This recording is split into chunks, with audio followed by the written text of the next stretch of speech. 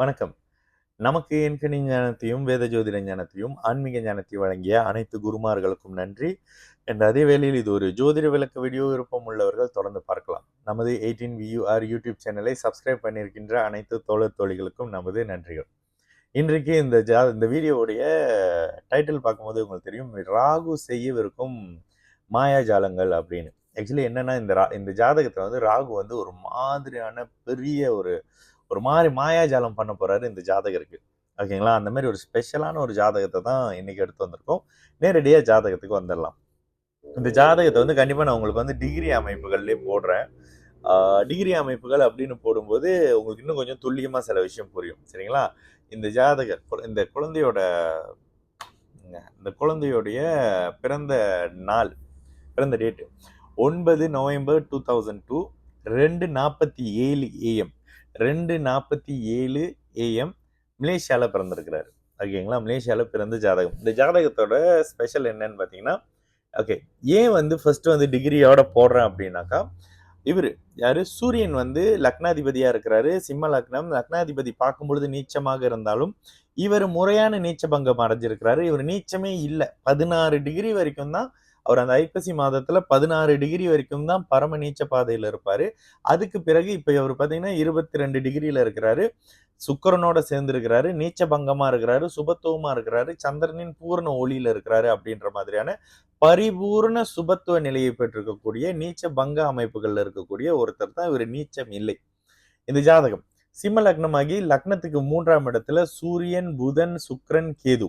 இதுல பாத்தீங்கன்னா சூரியன், புதன், சுக்கிரன் 2 பேரையும் ஒரு மாதிரியான அஸ்தகங்கப்படுத்தி அதற்கு பிறகு சந்திர அதியோகத்துல சுக்கிரனும் சூரியனும் மறுபடியும் உயிர்த்து எழுறாங்கன்ற மாதிரி ஒரு விஷயம் இருக்கும்.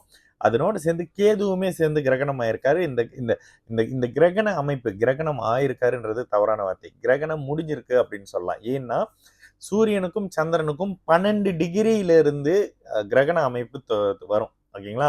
இது எப்படி நீங்க துல்லியமா பார்க்கணும் அப்படின்னாக்கா, அந்த குறிப்பிட்ட இந்த நாளை நீங்க கூகுள் பண்ணிட்டு இந்த இந்த நாள்ல இந்த மாதத்துல வந்த இந்த நாள்ல வந்த அந்த கிரகண டைம் எந்த மணி நேரத்துல நடந்திருக்கு, அதனோடு சேர்ந்து எந்த உலகத்துல எந்த பாகத்துல எந்த நாட்டுல நடந்திருக்கு, இதையும் நீங்க பார்த்துக்கணும். சரி, இந்த அமைப்புகள்ல குழந்தை வந்து பிறந்தது சிம்ம லக்னமாகி 3இல் கேது, சுக்கிரன், புதன், சூரியன் சொல்லிட்டு பரிபூர்ண சுபத்துவ நிலையை இந்த சூரியன் அடைஞ்சிருக்காரு. கிரகண நிலை முடிஞ்சிருச்சு.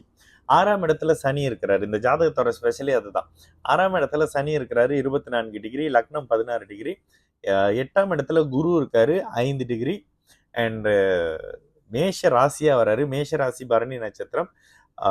9ஆம் இடத்துல சந்திரன், 9ஆம் இடத்துல ராகு, 11ஆம் இடத்துல செவ்வாய் 0 டிகிரியில இருக்காங்க. இதுதாங்க ஜாதகம். ஓகே. இப்ப ஜாதகத்துல முதல்ல இப்ப நடந்துகிட்டு இருக்கிற விஷயம் என்னன்னு பாத்தீங்கன்னா, பிறக்கும் போது சுக்கிர தசை, அவயோக தசை. ஸோ அது பெருசா கை கொடுத்துருக்காது. வீட்டில் சில பேர் அஷ்டம சனி, ஜென்ம சனின்றதுனால அது ஒரு மாதிரி. சரி, இப்ப நடக்கிறது சூரிய தசை.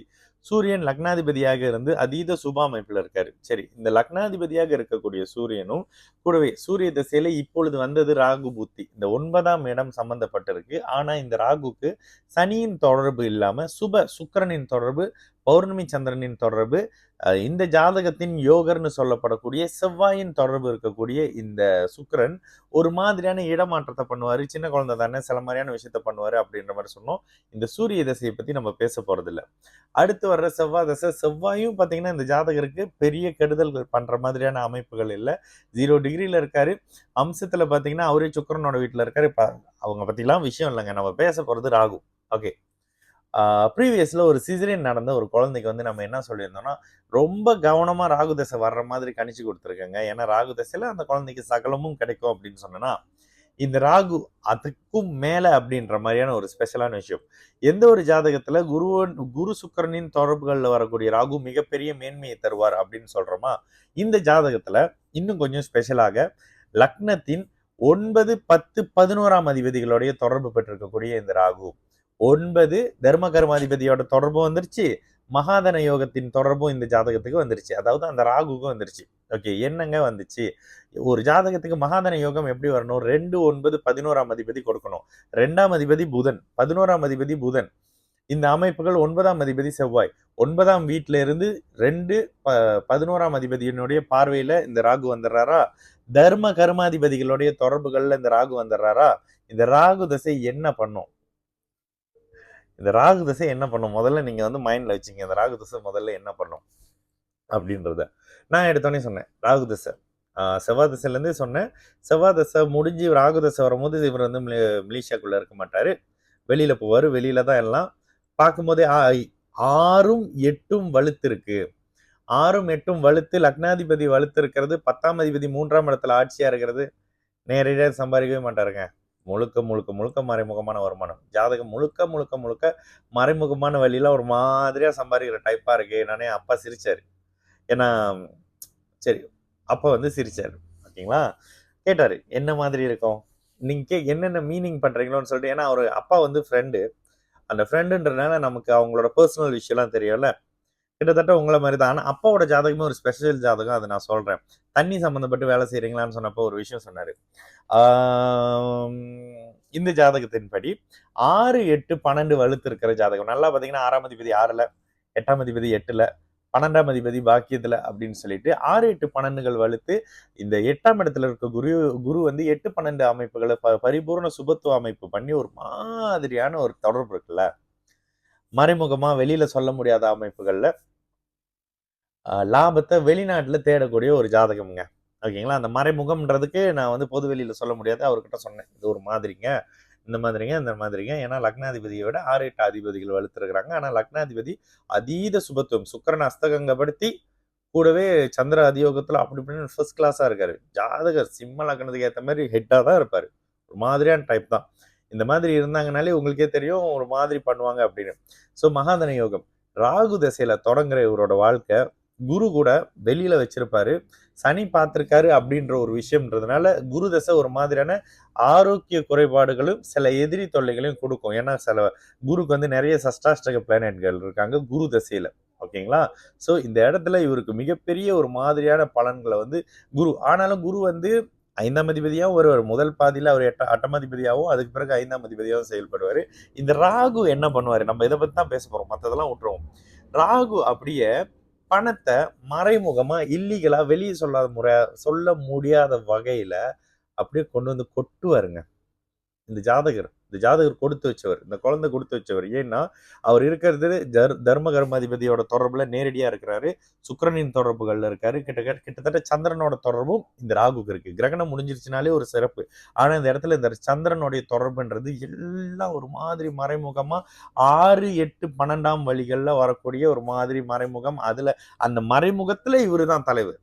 நீங்க புரிஞ்சுக்கங்களேன். வெளிநாடு அமைப்புகள்ல ஒரு மாதிரி இல்லீகலான விஷயங்கள், அதுல மறைமுகமான லாபம் அதுக்கு இவரு தான் ஹெட்டு அப்படின்ற மாதிரியான சில விஷயம்ன்றவர் தான் இதனோட அடிப்படையில சம்பாதிப்பாருங்க. இந்த இந்த ராகுவ புரிஞ்சுக்கிட்டீங்கன்னாக்கா இவரு ராகு திசையில என்னவா இருப்பார்? லக்ன சுபத்துவம் வந்திருந்ததுன்னா இவர் நேரடி அதிகாரத்துல இருந்திருப்பாரு. இந்த இன்னொரு விஷயம். லக்ன சுபத்துவமும் லக்னாதிபதி 3ல மறைஞ்சும் பலமா இருக்கிறாரு. நேரடியா லக்னம் பலமா இருந்து லக்னாதிபதி வலுத்திருந்தாக்கா இவர் ஒரு பெரிய லெவல் அரசியல்வாதி. மிகப்பெரிய அரசியல் தலைவர், பெரிய அரசாங்க தலைவர். இது நீங்க அரசியல் தலைவர்னும் போது டெம்பரரியான தசாபுத்தி. அரசாங்கத்தின் தலைவர்னும் போது நீடித்த அமைப்புல ஒரு டிஐஜி, ஒரு இவரு அதுல இருக்கிறாரு, இதுல இருக்கிறாரு என்ற மாதிரியான ஒரு மாதிரியான அந்த ஹெட் இருப்பாங்களா, அரசாங்கத்துல மருத்துவத்துறையின் தலைமையா இருக்கிறாரு, தலைமை இயக்குனரா இருக்கிறாரு, காவல்துறையினுடைய ஹெட்டா இருக்கிறாரு. அந்த ஹெட் நிரந்தரமா 5 வருஷத்துக்கு ஒரு தடவை மாறுற பதவி இல்லாம தசாபுத்திகள் நீடித்த அமைப்புல ஒத்துழைக்கும் போது நிரந்தரமான உயர் அமைப்புகள்ல இருப்பாரு. ஒரு நாட்டினுடைய பிரதமரா இருப்பாரு. ஆனா இந்த இடத்துல லக்னாதிபதி ஒரு மாதிரி 3ல மறைஞ்சு சுபத்துவமா இருக்கிறாரு. அப்ப அதிகாரம் இருக்கு, மறைமுகமா இருக்குது. தலைமைத்துவம் இருக்கு, நேரடியான தலைமைத்துவம் இல்ல. அதிகாரம் இருக்கு, நேரடியா இவரால் அதிகாரம் செலுத்த முடியாது. மறைமுகமான அதிகாரத்தை செலுத்துவாரு. ஒரு நடிகர் சமீபத்துல இதுக்கு வந்தார்ல, அவரோட ஜாதகம் மாதிரி தான் கிட்டத்தட்ட. நேரடி அதிகாரத்தை அவரால் செலுத்த முடியாது. மறைமுகமான சப்போர்ட் பண்ணுவாருன்ற மாதிரி இந்த அமைப்புகளும் வரும். இவரு மறைமுகமான அதிகாரங்களை இருட்டு உலகத்துலன்னு வச்சுக்கோங்களேன். இருட்டு உலகத்துலனாக்கா நரகத்துக்குன்னு போயிடாதீங்க.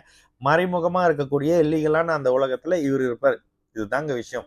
இதை அப்பா கிட்ட சொன்னேன். அப்புறம் அவர் சில டீட்டெயிலாக இந்த விஷயங்கள்லாம் இருக்கோன்னா, ராகு இருக்கிறாரு, ராகு இருக்கிற இடத்துல புகை இல்லாமல் இருக்காதே அப்படின்னு அவர்கிட்ட ஒரு விளக்கம் சொன்னா அவர் அப்படியே சிரிச்சாரு.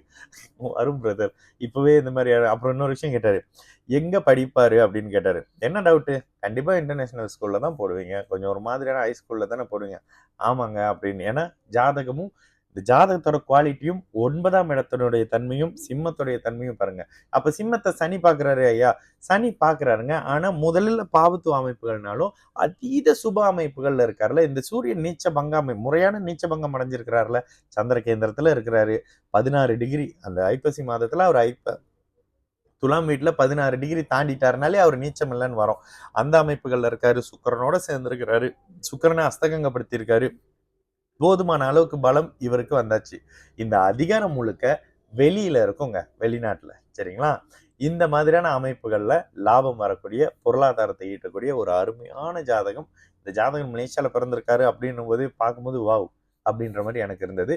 இன்னொன்னு, கொடுத்து வைத்தவர்கள் ஒரு மாதிரியான லக்னம் லக்னாதிபதி சுபத்துவ நிலையிலே பிறக்கிறாங்கன்னு சொல்றல, இந்த இடத்துல லக்னத்துல ஒரு தனி புதன் இருந்தா ஆள் இன்னும் கொஞ்சம் வேற மாதிரி. ஆனா அந்த அமைப்புகள் இல்லை. ஆனா தனி புதன் லக்னத்துல இருந்தாருன்னா ராகுக்கு அந்த மகாதன தொடர்போ தர்ம கர்மாதிபதி அவர்களுடைய தொடர்போ வந்திருக்காது. சரிங்களா? எத்தனை விஷயம் சொன்னேன்றதை நீங்க எடுத்து வச்சு பாருங்க. எனக்கு தோன்ற, எனக்கு புரிஞ்ச விஷயத்த இதில் நான் எக்ஸ்பிளைன் பண்ணியிருக்கேன். இதுல ஏதாவது தவறா நான் சொல்லியிருக்கேன் அப்படின்னாக்கா எனக்கு கொமெண்டா கொடுங்க. சரிங்களா? நல்லது நடக்கும், எல்லோரும் நல்லா இருப்போம். வணக்கம்.